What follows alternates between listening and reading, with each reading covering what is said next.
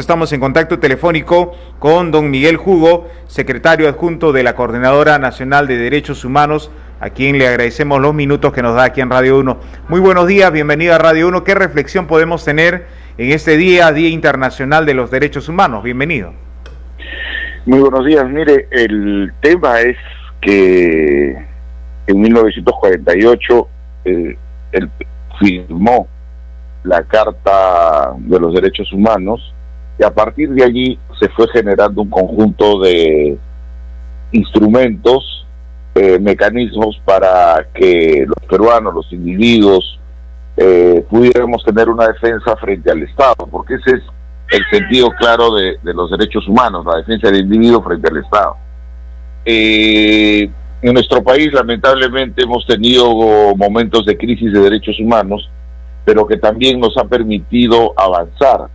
Precisamente, usted mencionaba este tema de la resolución del TC, que señala pues que los crímenes de lesa humanidad pueden prescribir, ¿no? Una situación que internacionalmente ha sido negada, pero que en sede judicial nacional quieren modificar, ¿no?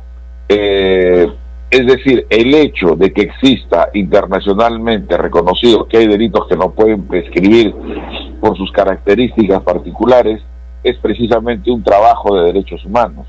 Y el hecho que en este momento estemos discutiendo sobre eso es un aporte importante. Antes, simplemente el Estado cerraba los casos, anulaba las sentencias, liberaba a los culpables y no había donde quejarse, ¿no? Internacionalmente, por ejemplo, vemos la desgracia que existe, que ocurre en la Franja de Gaza, y que Netanyahu es un criminal de guerra, ¿no es cierto? En su momento será pues sancionado, pero lo que quiero decir es que a pesar de todas las debilidades que tenemos con estos temas, el contar con instrumentos y metodologías para impulsar los derechos humanos es el aporte fundamental de la Declaración Universal y de lo que se ha construido en todos estos más de 70 años. Correcto, sí, hay creo que un análisis a nivel internacional de lo que pasa también, porque es innegable, hay un avance de la lucha, de lo contrario no estaríamos hablando de ese tema, pero también hay mucho trabajo de por medio. Regresando a la realidad nuestra, a la realidad peruana, lamentablemente esta crisis también se vive en muchas instituciones del Estado. El Ministerio Público no es ajeno a eso. Entiendo que ustedes como Coordinadora Nacional de Derechos Humanos también han hecho solicitudes al Ministerio Público, por ejemplo, para que se elija de una vez por todas a un fiscal de la nación en medio de toda la crisis que ellos viven. Bueno, yo creo que la ciudadanía en general creemos que ya el poder a nivel en el Congreso no siga metiendo sus manos en una instancia autónoma constitucional como es el Ministerio Público, ¿no? Hemos tenido fiscales como Patricia Benavides, que han sido respaldadas por el Congreso y que es respaldada hasta ahora, y que tiene serios cuestionamientos inclusive a los títulos que tiene, ¿no? Y sin embargo hay fiscales y probas, ¿no? Como la doctora Adela Espinosa, a quien se le atribuye situaciones que ella no ha generado y que se le atribuye obviamente para retirarla del cargo. Yo creo que hoy los miembros de la Junta de Fiscales Supremos tienen la oportunidad de nombrar un fiscal que todos respetemos. Es decir, no podemos seguir pues con fiscales como Tomás Gálvez, que se reúne con personas ligadas a casos, ¿no? A casos que la Fiscalía está viendo, ¿no? Y creo que en esta oportunidad hacia los tres fiscales, al doctor Pablo Sánchez, a la doctora Ábalos y al doctor Villena, le corresponde entre ellos decidir quién de los tres debería ser, y creo que en este caso uno entiende la situación que fuera que uno de estos tres fueran electos, porque eso ocurriría que la mafia inmediatamente infilara todos sus armas de demolición contra ellos. Pero creo que ellos no tienen, mejor dicho, tienen que asumir ese riesgo para poder avanzar y esperar que en un nuevo escenario político tengamos mejores condiciones para elegir sin mayor problema, porque de lo contrario es entregarle a la mafia una institución tan importante como es el Ministerio Público.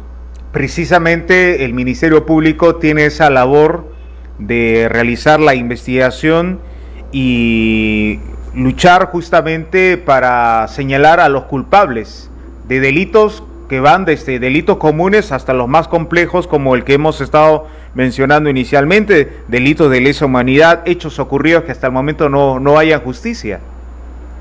Así es, y es lamentable, por ejemplo, que en la votación que hubo contra Adela Espinosa para sacarla del Ministerio Público a través de una acusación constitucional, 25 de los que votaron en su contra tengan procesos de investigación en el Ministerio Público. Entonces es tan delicada esta institución que tiene que tener una autonomía fundamental, y que eso lo tenemos que entender todos y todas las peruanos y peruanas, ¿no? Porque si no, como bien dice usted, ¿quién va a seguir el delito? No, todas estas personas que están en el Congreso y que tienen su propio CV de acusaciones y demás, lo que buscan pues es efectivamente la impunidad, y eso, por eso tratan de poner un fiscal a su medida, y nuevamente eso es muy grave para una democracia, porque eso significaría que el que tiene los votos es inocente, quien no los tiene es culpable. Correcto. Y con todos estos hechos que mencionamos a nivel de región en ese continente, como país, ¿hemos mejorado en comparación a otros países? ¿Cómo está la situación? No, nosotros estamos bastante mal. Entiendo que el informe de la Organización de Estados Americanos que hace todos los años al Perú lo va a poner en el punto 4B, junto con países con delicadísima situación en derechos humanos como Nicaragua, Cuba, Venezuela, ¿no? Entonces, esto es un signo. ¿Por qué? Porque acá no hay independencia de poderes, porque acá pues, se persigue a los defensores de derechos humanos, a los defensores ambientales, porque acá a las autoridades se las cambia pues como cambiarse de camisa, ¿no? Y hay una dictadura congresal que está clarísimo y que comete atropello tras atropello, que están planteando salirse del sistema interamericano de derechos humanos, restaurar penas draconianas, es decir, haciendo todo lo necesario para que el Perú sea considerado como un paria en materia de derechos humanos en América Latina. Y eso obviamente no hay que dudar mucho. Fíjese usted, un tema así concreto.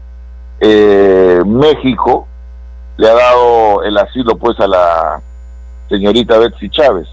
Puede ser de nuestra simpatía o no, en el caso mío no es de mi simpatía, pero obviamente que ella tiene derechos. Entonces usted mire, a la señora que está siendo investigada por un delito político, como fue el golpe de Estado, le niegan la visa, le niegan el salvoconducto, pero a la esposa de Ollantumala, doña Dani Heredia, juzgada por corrupción, cuando Brasil la asiló, inmediatamente le dieron el salvoconducto y la señora ahora está en Río de Janeiro, entiendo. Entonces, ese tipo de cosas son las que ve la comunidad internacional, ¿no? Y se genera una crisis con México. ¿Y por qué no se generó con Brasil? Por este tema. Entonces estamos viendo pues que no hay un nivel, no hay un baremo iguales para todos, ¿no? Y eso es una situación bastante delicada, y Perú por eso es uno de los países con menos credibilidad, y no solo lo ha dicho, lo decimos los organismos de derechos humanos y instituciones que estemos ligadas a eso, si no lo dice New York Times, The Economist, o sea, empresas periodísticas que son fundamentales para lo que el país quiere, ¿no? Capitales, etcétera, ¿no? Correcto. Como país, ¿qué condiciones se debería dar, ya sea a nivel de instituciones como sociedad, para que cada vez más se dé ese respeto a los derechos humanos? Bueno, yo lo que creo es que en primer lugar tiene que funcionar el sistema. Aquí el Estado es el garante de los derechos humanos y entonces para que eso funcione tiene que haber un poder judicial independiente, un ministerio público autónomo, tiene que haber una policía entrenada en el respeto de los derechos humanos, tiene que haber un sistema de protección a los defensores de derechos humanos, porque obviamente los únicos que atacan ahora a los defensores de derechos humanos no solo es el Estado, sino también economías ilegales, la delincuencia, etcétera, ¿no? Tiene que haber una estructura para la defensa de los derechos humanos, y todo esto se ha venido, pues, como se dice, pues, diluyendo, ¿no? En el Congreso de la República había una comisión de derechos humanos que no sé si nosotros sabemos si existe, si no existe, si la han cerrado, etcétera, pero es uno de los principales garantes de los derechos humanos. Sin embargo, no lo está haciendo así. De la misma manera, el Ejecutivo, a través de sus ministerios, debiera tener esa actitud, ¿no? El año pasado, a estas alturas, Dina Boluarte lanzó el plan, la Política Nacional de Derechos Humanos, y obviamente un año después seguramente veremos que no se ha avanzado mucho en esa materia, ¿no? Y creo que eso es un elemento grave. Entonces, un poco resumiendo su pregunta, necesitamos instituciones independientes, autónomas, para que pueda una persona dirigirse al Poder Judicial cuando es atropellado sus derechos y alcanzar justicia en ese espacio.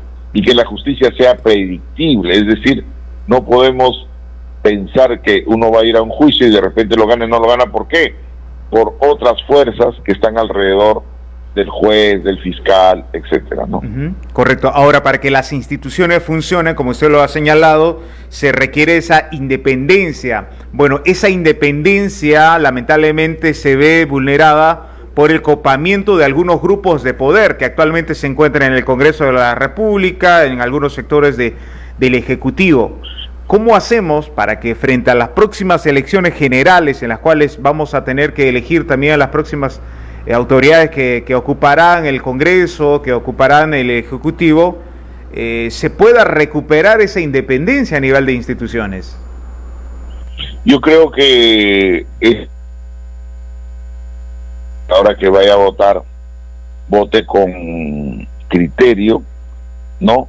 Y sobre todo, justo ayer la Comisión Interamericana de Derechos Humanos y la ONU han sacado un pronunciamiento señalando la importancia del espacio cívico, es decir, que las organizaciones civiles que somos parte de la sociedad civil tengamos también la protección del Estado para hacer nuestra actividad y no vayan poniendo cortapisas, como ha ocurrido con la ley APSI, con un conjunto de leyes que tratan de limitar la libertad de expresión, la movilización de la gente, la capacidad de protesta, etcétera, ¿no? Entonces eso va minando, pues, la capacidad de respuesta, y la forma como la sociedad debiera enfrentar estos meses es con una activa presencia en las calles reclamando sus derechos, y en segundo lugar votando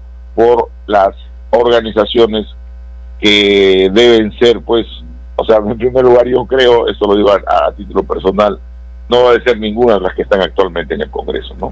Sino fuerzas nuevas que efectivamente nos den la tranquilidad que los próximos 5 años vamos a estar sin los sobresaltos que hemos tenido en estos últimos quinquenio.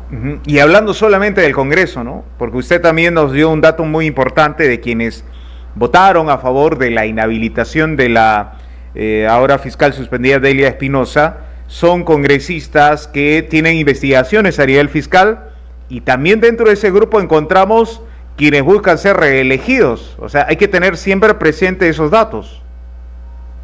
Claro, yo creo, bueno, dice, se señala que estadísticamente solo un 25% de los que se van a la reelección son electos, ¿no? Sin embargo, creo que en esta oportunidad debiera ser cero, ¿no?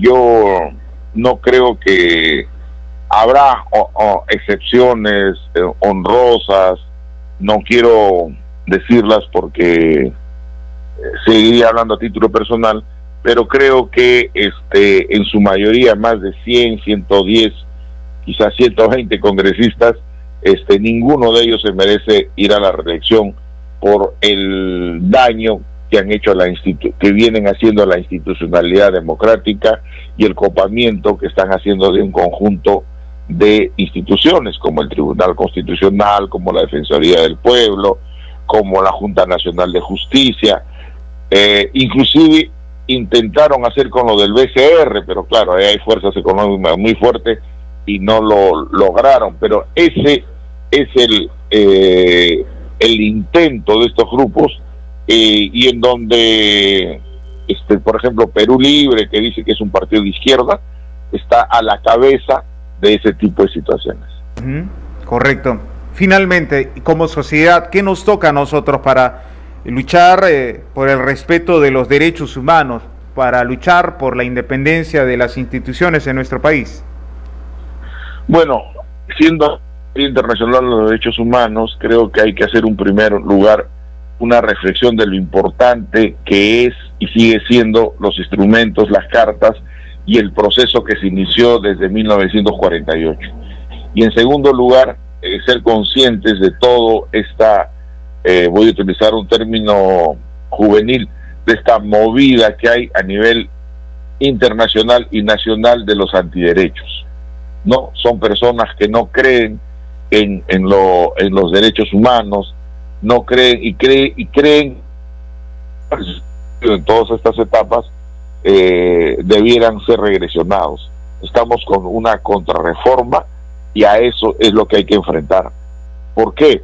Porque el único elemento fundamental que nos puede ayudar a salir de la pobreza, etcétera, es la independencia de poderes, la independencia de pensamiento, la libertad de expresión, que son elementos fundamentales de una democracia.